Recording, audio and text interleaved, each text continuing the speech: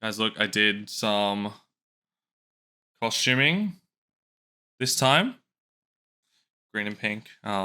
As good as the production design in the movie, right? So I just watched Wicked for Good, directed by Jon M. And it was pretty average. I'm a bit disappointed, but also not surprised at all. Everyone knows this, but the second half of Wicked is famously average. Let's not say bad. Let's not act like it's bad. It's just famously pretty average. So it's a tall order when you have to adapt the second half, which is already historically not that good, when you've already done amazing work in the first half. I actually think that Jon M. and Universal knew this, though. The way I see it, all speculation, all speculation, is they knew what they had on their hands. They knew the second half was going to be disjointed and hard to adapt into a film adaptation. It's also shorter. There's 10 songs in the first half, and in the second half of the play, I think there's only like 5 or 6. Yes, there's only like 6, right? So I think Universal and Jon M. knew what they were doing. They were like, we know that the second half is not going to be that great, or at least it's going to be harder to do well. So let's make the first Wicked movie absolutely incredible. Let's cram it with all this fun, this insanely amazing energy. Let's cast this undeniable duo in the leads of Cynthia Erivo and Ariana Grande, and let's blow everyone away. And they did. I freaking love the first Wicked film. For all its flaws, I know its color grading is kind of bad, and it's a bit slow sometimes, and dancing through life, you can't see anything. And, Jeff Goldblum's a little goofy goober weirdo, but that's just normal Jeff Goldblum, and we love it, I guess. But it works really well. Every time I watch the first Wicked, I feel emotional. I want to sing, I want to dance, I want to get up and going. But this one, Wicked for Good, actually had me falling asleep. The original songs suck. No Place Like Home is just a wink wink nudge nudge towards the original Wizard of Oz movie. And even then it's like, okay, sing to the animals, they need a number, I guess, yeah. And the girl in the bubble, I love you, Ariana Grande, but those lyrics, and you can really tell, like, this happens all the time with Hollywood adaptations of Broadway musicals, but when they add songs, you can always tell which ones are from the old material and from the new. I am familiar with Wicked, so I do just know, but even my girlfriend, who hasn't seen the stage play of Wicked ever in her life, leant over to me and said, that's definitely an added song. And I was like, yeah, that's fine. Granted, she didn't really like the rest of the movie either, but that's a discussion for another time. It looked wonderful. The production design was amazing. I really liked, and I know this is really easy because you do have such iconic colors like pink and green to go along with the movie, but the lighting effects and how they conjoined with what was happening on screen was really beautiful. The Emerald City is still gorgeous, and that you can tell there's so much effort that has gone into the costuming and the makeup and bringing Oz to life, which I really appreciate. I loved it. Most of the criticisms lie probably with Jon M. direction. He doesn't really seem to direct his actors. What I would imagine is Jon M. sits there and looks for what he wants throughout a scene, but allows the actors to do whatever they want and kind of give their interpretation of what's happening. He's kind of more like a blocker than anything else. He knows the exact blocks that he wants from a scene and what to hit, I guess, or what timing to hit, but it seems like he lets the actors do whatever they want.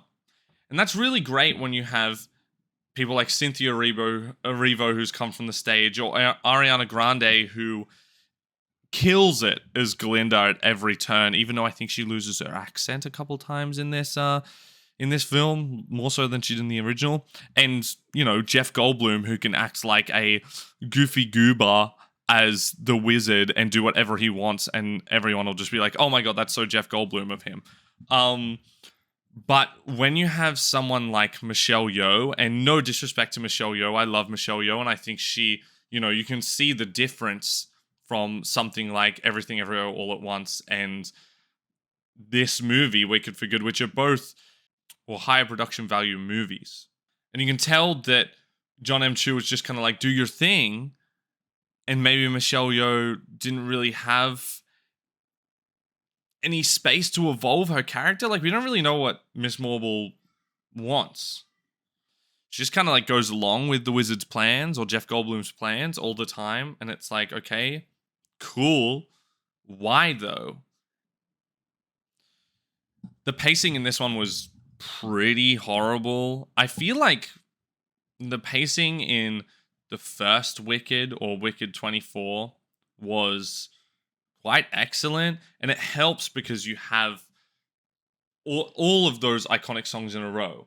You know, you've got No One Wants the Wicked, The Wizard and I, into What Is This Feeling, into Dancing Through Life, into, you know, Popular, etc., right? And then you end it with Defying Gravity. But the second half doesn't really have any of those heavy-hitting songs. I know they're kind of iconic, like For Good is pretty iconic.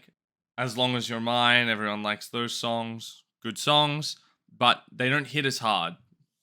So when you're trying to stretch out this wafer-thin storyline into something a large audience and a longer runtime, it doesn't really work. The thing is with the second act of Wicked is it kind of just like jumps around from place to place and is super messy. It's incredibly messy. It's trying to connect itself back to The Wizard of Oz. It's trying to jump through a bunch of hoops to get you restored to the status quo, but not ruin all of that characterization that they gave Elphaba and Glinda in the first half, right?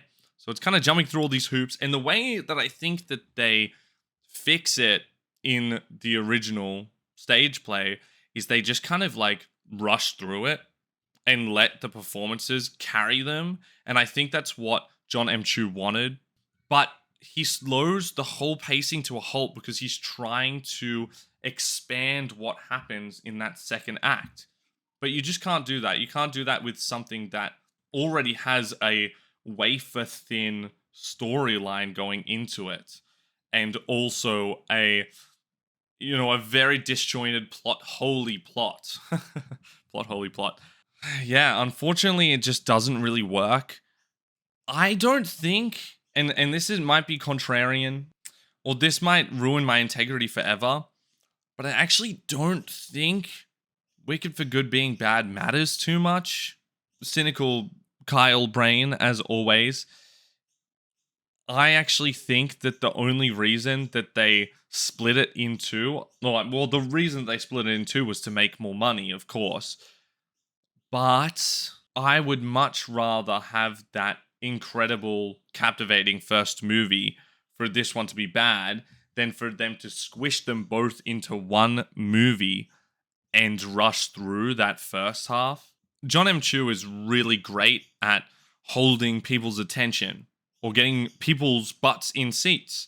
I think you see it in, Crazy Rich Asians and Now You See Me Too, and even in The Heights a little bit, and definitely in Wicked. He's really good at getting people into the cinema and having people talk about his films. But he's not the best director. I think that Jon M and Universal knew that, so they sacrificed the second film in order to make the first film great. And I'm okay with that, because I think that the first Wicked will go down as one of the greatest movie musical adaptations of all time. Flaws and all, it should go down as that. And everyone will forget that Wicked for Good even existed. I think that's it. I think that's all I got. Here is my rating. Don't hate me, Wicked fans. Wicked Oh my god. No one mourns the wicked, or I'm not going to mourn wicked for good. That wasn't funny.